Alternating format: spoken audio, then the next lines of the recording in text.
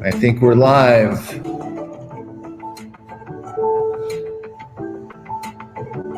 Susie's been waiting. Darren is here. Wow. He's been waiting.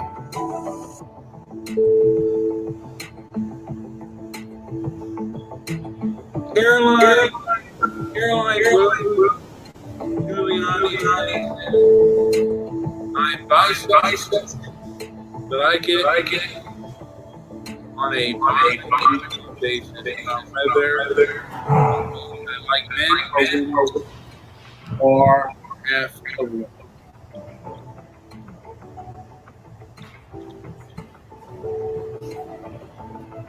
That's right. So you're listening to Transparency and Merit. Maybe you're watching it. And I don't know if I'm sounding like I'm echoing, but if I am coming in clear, great. You are. And so tonight we are going to get into this a little bit. Biden supporter Carloline Giuliani, who came out with the story, Rudy Giuliani is my father. Please, everyone, vote for Joe Biden and Kamala Harris. That was a story that I guess that's what kicked off this kind of news sensation of sort. I don't know about that. It's in the news. Vanity Fair posted this one, and I think that we have a video we're going to show. Do you want to watch that, or do you have anything else to start off with as far as what this Giuliani is up to here?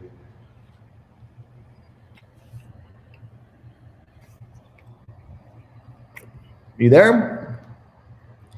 Oh, you're muted. It's muted. So why don't we watch a couple of minutes of it, and then I'll chime in, or you and I will chime in, like maybe in the middle. All right, here you go. Here's your favorite. This is Darren right here on the screen. It could be Darren, but it could be. No, it's not Darren. Yeah, it's not Darren. I thought it was. Somebody's knocking me in the elbow here, saying it's Anderson Cooper. But new CNN reporting says that federal authorities want to know whether he's been spreading something else, namely Russian disinformation. According to an official, as well as a congressional source briefed on the matter, federal authorities are investigating whether emails purporting to detail the business dealings of Joe Biden's son in Ukraine and China are connected to an ongoing Russian disinformation campaign. They were published in stories by the New York Post that CNN has not been able to verify. The Post says it got them through two Trump confidants, his former chief strategist and now indicted alleged felon Steve Bannon, and his personal attorney, Rudy Giuliani. Our next guest tonight is filmmaker Carloline Giuliani. She's just written a piece for Vanity Fair. The title, Rudy Giuliani is my father. Please, everyone, vote for Joe Biden and Kamala Harris. In it, she writes, quote, if being the daughter of a polarizing mayor who became the president's personal bulldog has taught me anything, it is that corruption starts with yes men and women, the cronies who create an echo chamber of lies and subservience to maintain the proximity to power. Carloline Giuliani joins me now. Thanks very much for being with us. What made you want to speak out? Because it's not an easy thing to do, what you're doing. First of all, thank you for the nose ring. Back to work, and it's an honor to be here. First thing we notice is the nose ring. Yes. I chose to speak out now. Well, this has actually been boiling up in me for a very long time. And I think our country has been in crisis for 4 years, if not more.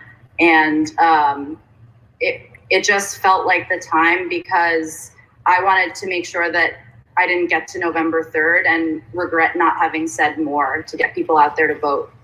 But you are, I mean, you're somebody who has worked very hard to make a name for yourself, to your filmmaker, and to, you know, to live a life, you know, on your own terms, to then enter into this arena, pointing out that you are the child of somebody well known. It's just a brave thing to do, given that it's completely antithetical to kind of how you've lived your life. Yeah, thank you. That was definitely a difficult part of the decision because I didn't particularly. So she's written a book, I guess, about her life. Is that how Anderson Cooper knows about how she grew up? Is that what we're supposed to get out of that? Particularly want to identify myself that way, but I felt that because of my experience growing up in politics and feeling so overwhelmed by them and the difficult nature of them, I was just seeing that around me, that everybody else was now feeling what I've been feeling my whole life. And I just wanted to make sure that people didn't, you know, turn around and. So everything in her life has led her to this moment of supporting Biden? Am I supposed to believe a word of this? And climb in a hole, but that they instead dive into it and vote. That's the only way to. Uh-oh. My bad. We'll have to get back on that. Sorry about that. Rudy Giuliani also helped with debate prep. He did not contract. Regret not having said more to get people out there. To kind of how you've lived your life. Yeah, thank you. That was definitely a difficult part of the decision because I didn't particularly want to identify myself that way, but I felt that because of my experience growing up in politics and feeling so overwhelmed by them and the difficult nature of them, I was just seeing that around me, that everybody else was now feeling what I've been feeling my whole life. And I just wanted to make sure that people didn't, you know, turn around and climb in a hole, but that they instead dive into it and vote. That's the only way to change this. So this is a pitch to get you to get out there and be polled. Yeah. Or vote, whatever. So now, Darren thinks everything that she's done in her life has led to this very moment. Yeah. I find that so ridiculous. Yeah. I don't know if she was old enough to vote back then. I think she's rather young. But Darren thinks she's kind of sexy, I guess. But yeah. She has a very popular look going on that I see a lot these days. Yeah. Yeah. So I call it postmodern hippie. Yeah, to a degree, and this is nothing new where parents and their children have different ideological beliefs. I mean, Nancy Reagan, Reagan's daughter, God, I can't even remember. Both of the two younger Reagan kids both had different beliefs than their children. And like, if you want to go real back into history, Benjamin Franklin and his son disagreed. So, and Jane Fonda and her dad, and Jane Fonda was somewhat of a liberal, but Jane Fonda was kind of a leftist in her views on Vietnam. So, yeah, this is nothing new in history. People have different beliefs. I just think today the left is rather intellectually cowardly because they do not go on to any hostile interviews or anyone that is not on the left. They're not going to. I mean, I guarantee you, Giuliani's daughter is not going to go on Fox, and she's not going to go on any conservative talk show. Not at all. She'll only do mainstream, and the mainstream is pretty left. Anyway, let's continue, Joey. And I have another video of Giuliani's son when he was a little boy. In the piece you write, and I'm quoting, I may not be able to change my father's mind, but together we can vote this toxic administration out of office. Have you talked to your dad since this was published? Did he know you were going to do this? I mentioned a couple weeks ago that I was thinking about writing a little something. I haven't spoken to him since it was published. But if it were me, I'd be very proud of my daughter. I mean, for any family, all families have differences of opinion and political differences, and this is maybe on a different scale. But how do you normally deal with it? Is it something you just choose not to talk about politics with? He is your dad after all, or do you? I mean, in the article you talk about at times you feel like you have no other choice but to address certain issues. Yeah, I think those things boil up, and at a certain point you can't, at least I couldn't repress them, but it was definitely a give and take throughout my whole life. I just think that now we've come to such a point of crisis that I just had no choice but to say something. This toxic and environment of bullying and vicious sniping needs to be turned around, and I really think that Joe Biden and Kamala Harris can do that. I absolutely love Kamala Harris. Joe Biden was not your first choice. Not initially, but I was keeping my options open and seeing what people had to say, and I was a huge fan of Kamala. And when Joe Biden picked Kamala, I got so excited because I feel like it reflected that he's willing to have people who challenge him around him, and that is the way to break up the echo chamber of yes men. Oh. Barf me out. Yes. Gag me with a spoon. Now, Rudy ruined Times Square. Now, because Wayne was a fan when Times Square was really a good kind of grungy. He Disneyed up Times Square from a taxi driver porn den to a Disney-style fairy tale. And I think Wayne, being the kind of musician he is and the kind of music person, I think he liked, and you know what, I'm going to be honest here, Joe. There is a part of me that likes the film noir setting of the Times Square of the dingy 70s, and it was probably dingy even in the 50s. I'll tell you what I just said in the chat room.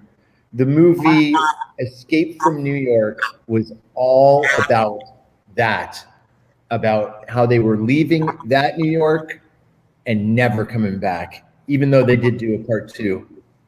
Well, they did this. It became Escape from L.A. And yeah, that's right. Both L.A. and New York, I hear, have become hellholes.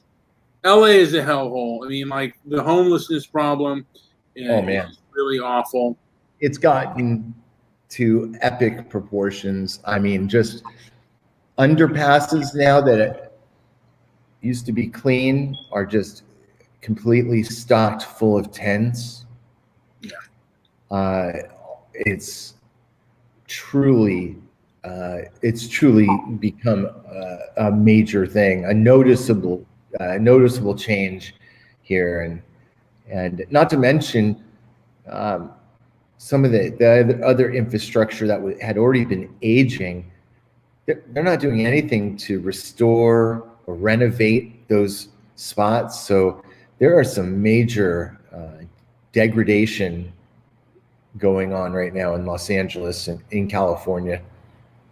Well, this pandemic and the lockdown has really hurt both major cities, and we've got a Democratic mayor, and they have a Democratic mayor, and maybe the lockdown was necessary.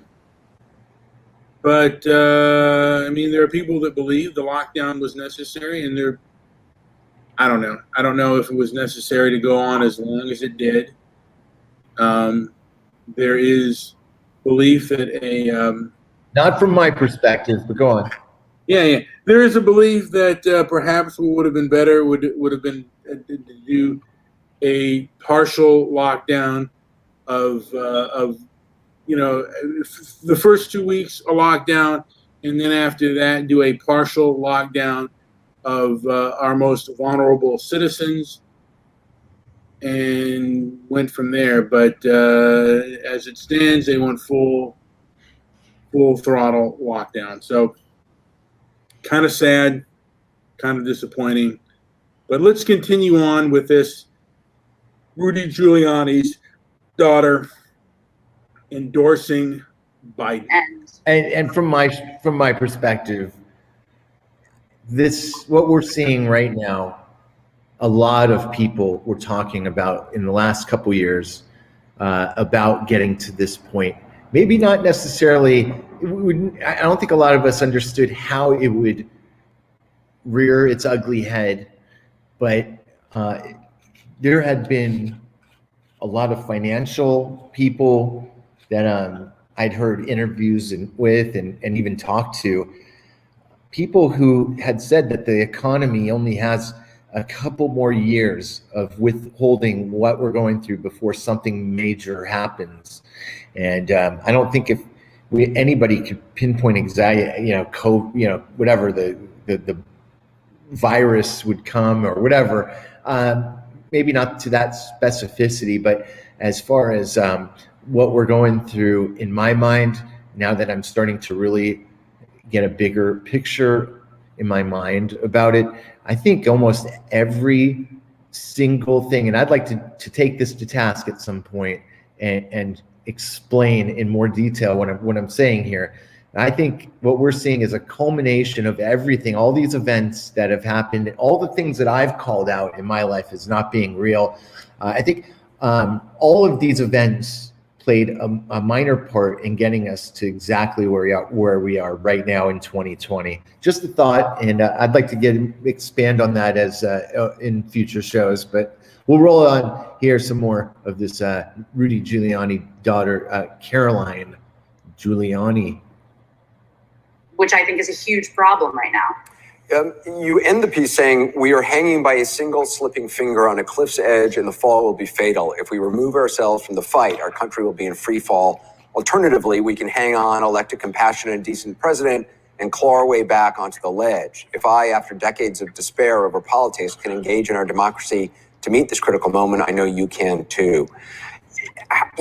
When you see the Washington Post report that the White House was warned that your dad was, quote, being used to feed Russian misinformation to the president, just seeing that in the news, what goes through your mind as it's just, I can't imagine it. No, I choose to focus on what we can do to fix this problem. I think that's where we all need to be focusing our energy. And I think that is by making sure that everyone votes and chooses to elect someone who has empathy and will start to turn this country around. Do you are you campaigning for Biden, or is this kind of it? I can't believe he just said that. Or is this it? You're just going to come on here and discuss it a little bit. By the way, I used to have a picture of Debbie Daly with this exact facial expression. I can't find it. Yeah, you got to find that picture. I'm open to continuing to speak out for him. I'm probably going to go on a couple podcasts. But yeah, okay. So I'm Team Biden. She's going to go, and maybe we can get her on Transparency and Merit. Yes, and help however I can. It's also interesting because so many people focus on the president and his lies and the choices he makes, but you talk about the yes men and women, the people around who enable all of this, who make it possible. Yeah, as a filmmaker, I think a lot about what causes people to do what they do. So I've spent my whole life kind of examining the psychology behind fame and power, and I find that very interesting and compelling and also revealing. And I think that, no one becomes as tyrannical as Trump has without a bunch of people telling him, supporting him. This may be too personal a question. If it is, you don't have to answer it, obviously. But what do you think led your dad down this path? Because obviously there are a lot of people. I don't know your dad personally at all. There's a lot of people who, did know him who say that he seems different than he was the person they knew many years ago. Yeah, I don't know that I can really speak to that, but what I do feel is that Trump has created an environment, and I think that a lot of people's behavior is symptomatic of this toxic environment that he's created, and it's gotten worse every year since he's been elected.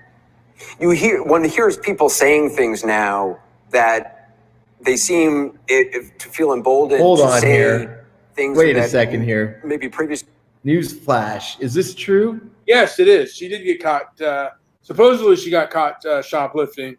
So, I mean, this is a privileged child who's probably, like I said, she's probably had a lot of things given to her. She is a person of privilege. She isn't affected by the lockdown. I mean, as much as others are. She doesn't own a small business that has been ravaged by the lockdowns or by the riots that have occurred. Or, of course, she's going to feel much safer with maybe a place that has private security and is not going to have to contend with the lack of policing. So, I'm surprised, like I said, nobody's challenging her.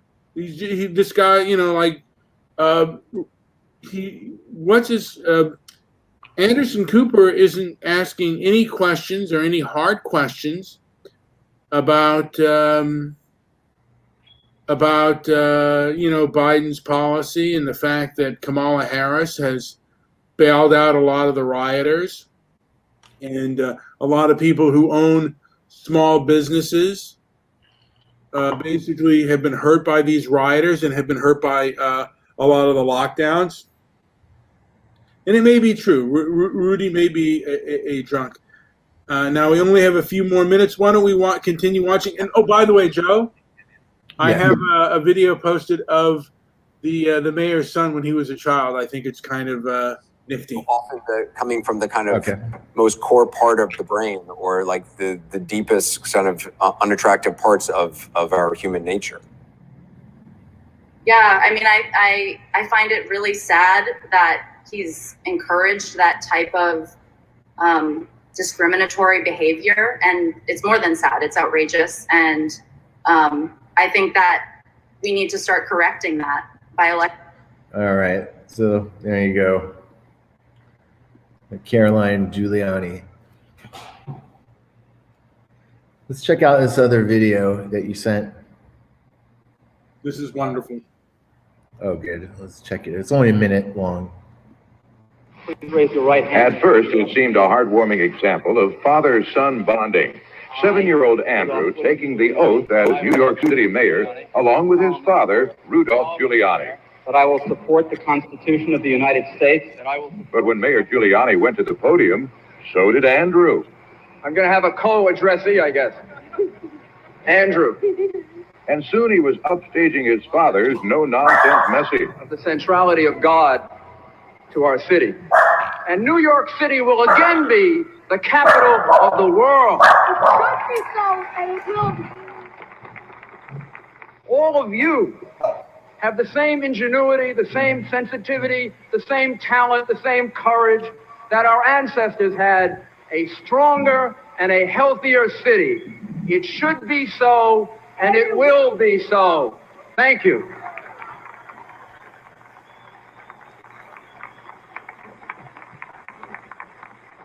Doesn't he look like a little rascal? He does. Right hand. At first, Let's get him up there on the screen. I envision you as a kid, maybe looking like this. If I had ever done that as a child, my father would have punched me like it would have been a grown man punching a child in the face. my father would never have he would have cut control this kid. Look at that chunky kid. That's a chunky kid, Daddy, I want cookies now. I'm going to be the center of attention. There we go. Yes, Daddy. Daddy, I'm the mayor.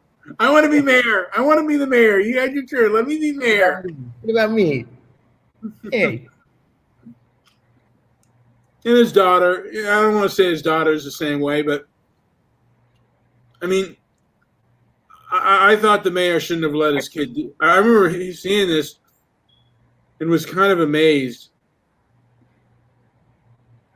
that the mom let the kid do that. I mean, it was so because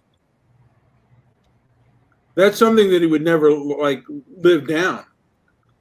I bet Giuliani's son is very embarrassed by that behavior.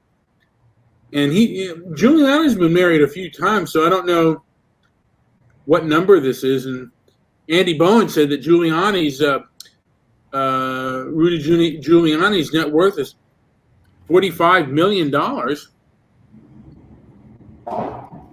A real millionaire, not one of those fake millionaires. The fact of the matter is, Giuliani's,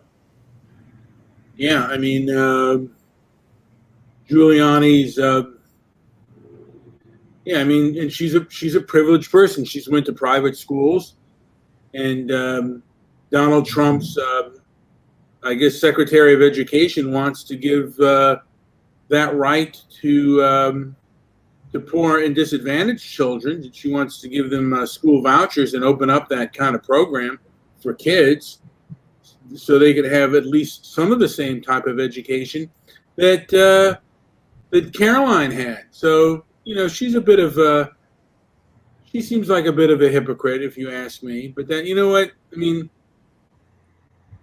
You are who you are, and but the fact of the matter is, Anderson Cooper didn't ask any policy questions or any anything regarding some of Biden and Kamala Harris's policy. I mean, the fact that I don't know. I know Kamala Harris is. I think both Kamala Harris and Biden have bailed out rioters, and I've heard that Antifa or Black Lives Matter goes directly to the funds for BLM, Black Lives Matter. Or I don't know if it's Black Lives Matter or Antifa go directly to the Biden campaign. So a lot of shifty things happening there. And I'm not saying there aren't shifty things that happen to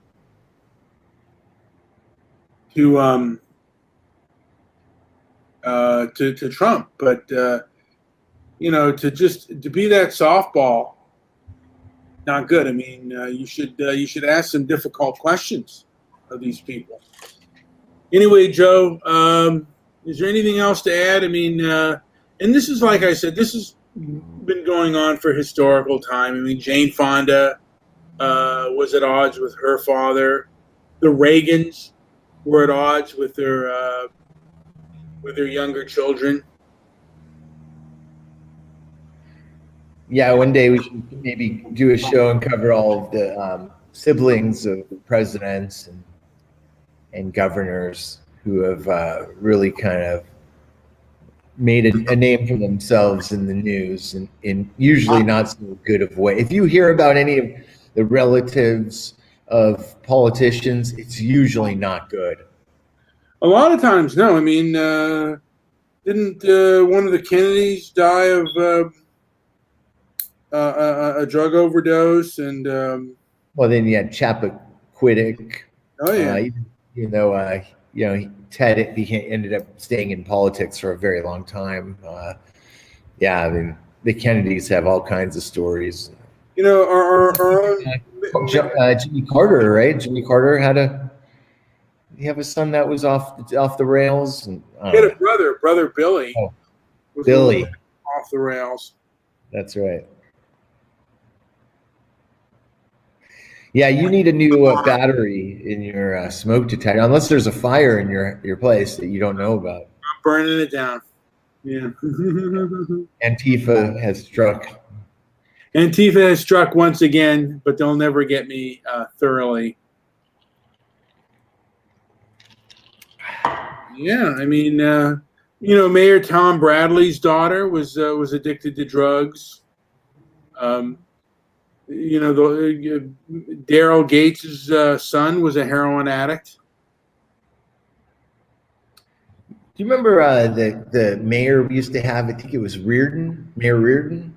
Oh yeah, He was maybe one of the best politicians California ever had. he was a real nifty guy. I know his daughter, Really? and she was really weird when I knew her, but she ended up kind of pulling it together. She kind of had a phase, and she did kind of the standard political sibling thing, and was into all kinds of stuff. But she kind of pulled it together. I think she's really kind of doing some good work. But man, she was out there. But he was a great politician, by the way. We don't see. In fact, I think Mayor Reardon was the last politician California had. He was amazing. Yeah, he was born in Flushing, New York, Mm-hmm. and he was a Marine.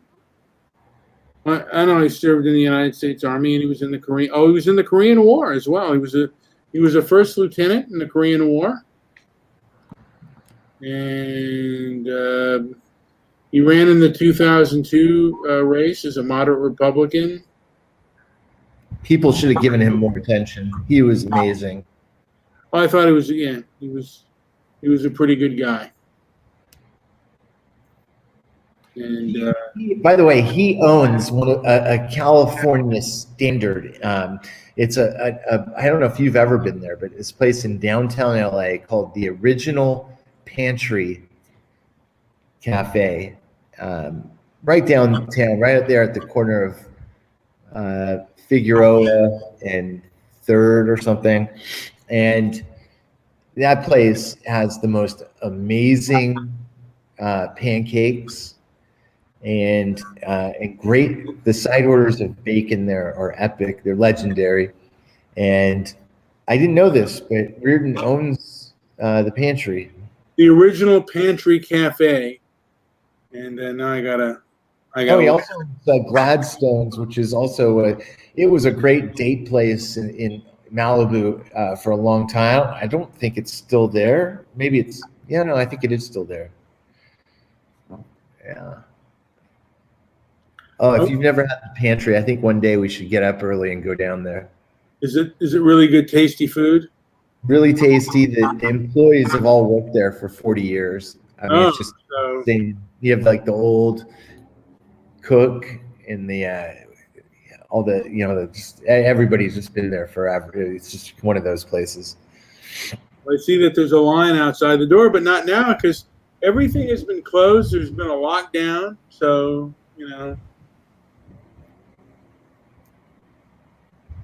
And I've known a few people who've gone off the rails, and not good, man. It's not good when people go off the rails, Joey. It's good when people kind of stay,